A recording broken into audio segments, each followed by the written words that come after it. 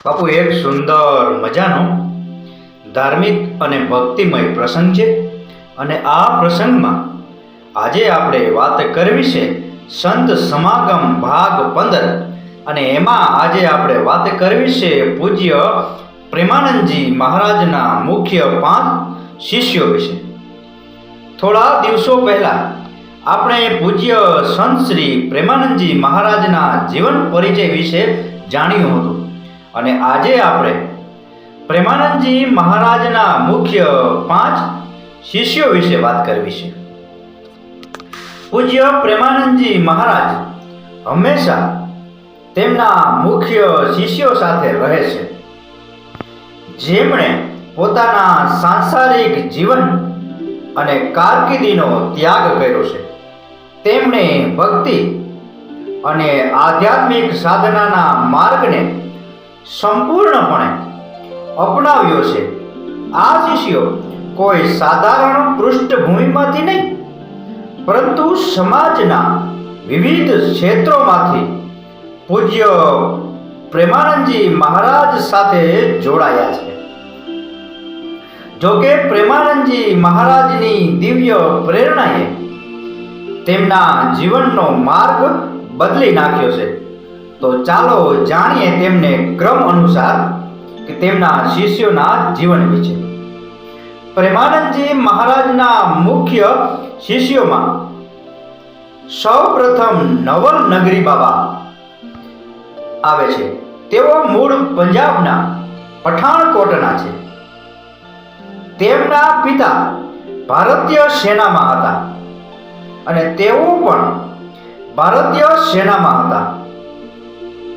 તેમણે 2008 થી 2017 સુધી ભારતીય સેનામાં સેવા આપી હતી, જેમાં કારગિલમાં પોસ્ટિંગનો પણ સમાવેશ થાય છે. તેઓ જ્યારે 2016ની સાલમાં કારગિલમાં રહેતા હતા, ત્યારે એક વખત તેમણે વૃંદાવનની મુલાકાત લીધી હતી અને પ્રેમાનંદજી મહારાજના પ્રવચનો સાંભળ્યા હતા. પ્રેમાનંદજી મહારાજના પ્રવચનોની તેના મગજ ઉપર ઊંડી અસર થઈ અને ત્યારથી તેઓ એક સાધુના જીવન તરફ વળ્યા. તેમની વર્તમાન ભૂમિકાઓ વિશે વાત કરીએ તો તેઓ પ્રેમાનંદજી મહારાજ સાથે રહેવાનું અને તેમની સેવા કરવાનું કર્તવ્ય નિભાવે છે. તેમજ રાધા કેલીકુંજ આશ્રમનું સંચાલન કરવું, પ્રેમાનંદજી મહારાજના પ્રવચન દરમિયાન ભક્તોના પ્રશ્નો વાંચીને સંભળાવવા વગેરે તેમની વર્તમાન ભૂમિકાઓ છે. પ્રેમાનંદજી મહારાજના બીજા પ્રમુખ શિષ્ય છે શ્યામ શરણ બાબા. તેઓ પ્રેમાનંદજી મહારાજના ભાઈના પુત્ર છે, એટલે કે પ્રેમાનંદજી મહારાજના ભત્રીજા થાય છે. તેમનું જન્મસ્થળ કાનપુર જિલ્લાનું અખીર ગામ છે. જે ઘર પ્રેમાનંદજી મહારાજનો જન્મ થયો હતો, ત્યાં તેઓએ બાળપણમાં ઘરમાં પ્રેમાનંદજી મહારાજની કથાઓ સાંભળીને ભક્તિભાવમાં જોડાયા. તેમની વર્તમાન ભૂમિકા વિશે વાત કરીએ તો તેમણે પ્રેમાનંદજી મહારાજ પાસેથી દીક્ષા લીધા પછી તેઓ હંમેશા તેમના મુખ્ય શિષ્ય તરીકે તેમની સાથે જ રહે છે. પ્રેમાનંદજી મહારાજના ત્રીજા પ્રમુખ શિષ્ય છે મહામધુરી બાબા. તેઓ મૂળ પીલીભીતના રહેવાસી છે અને તેઓ મદદનીશ એટલે કે અસિસ્ટન્ટ પ્રોફેસર હતા. તેઓ તેમના ભાઈ સાથે એક વખત વૃંદાવન આવ્યા હતા અને પ્રેમાનંદજી મહારાજને મળ્યા હતા અને ત્યારથી તેમને ઊંડા આધ્યાત્મિક અનુભવો થયા અને જેના પરિણામ સ્વરૂપે તેમણે નોકરી છોડી દીધી અને સંતનો વેશ ધારણ કર્યો. તેમની વર્તમાન ભૂમિકા છે પ્રેમાનંદજી મહારાજ સાથે રહેવું અને ભક્તિના માર્ગ પર ચાલવું. પ્રેમાનંદજી મહારાજના ચોથા પ્રમુખ શિષ્ય છે આનંદ પ્રસાદ બાબા. આનંદ પ્રસાદ બાબા મૂળ દિલ્હીના રહેવાસી છે અને તેઓ ફૂટવેર વ્યવસાયના એક મોટા વેપારી હતા.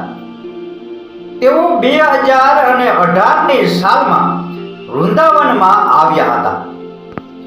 તેમણે પ્રેમાનંદજી મહારાજનું પ્રવચન સાંભળ્યું હતું અને પ્રેમાનંદજી મહારાજના પ્રવચન સાંભળી અને એટલા તો પ્રભાવિત થયા કે ત્યારબાદ તેઓએ પોતાનો ધંધો છોડી દીધો અને વૃંદાવન ધામમાં આવતા રહ્યા.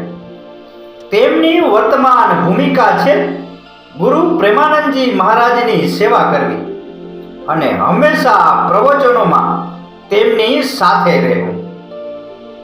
ત્યારબાદ વાત કરીએ પ્રેમાનંદજી મહારાજના પાંચમા પ્રમુખ શિષ્ય વિશે.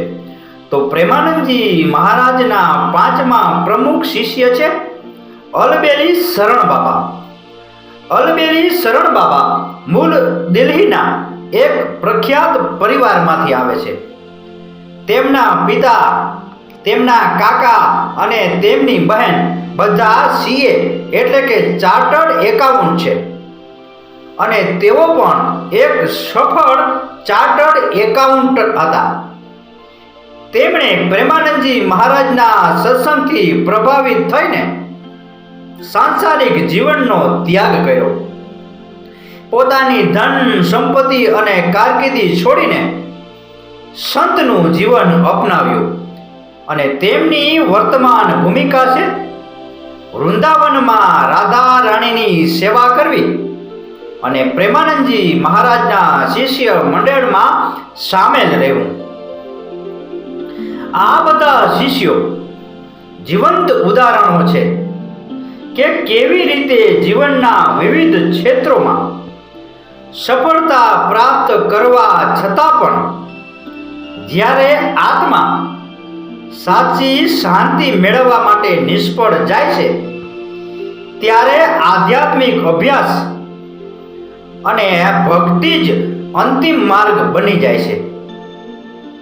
પૂજ્ય પ્રેમાનંદજી મહારાજ સાથે રહીને આ બધા શિષ્યો માત્ર તેમની સેવામાં સમર્પિત નથી, પરંતુ ભક્તિ, બલિદાન, ત્યાગ અને ગુરુ ભક્તિનું પણ એક ઉત્તમ ઉદાહરણ પૂરું પાડે છે.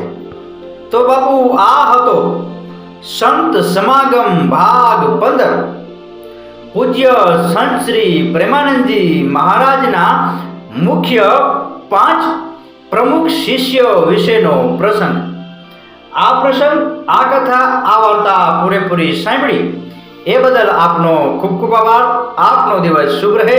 મહાદેવ હર.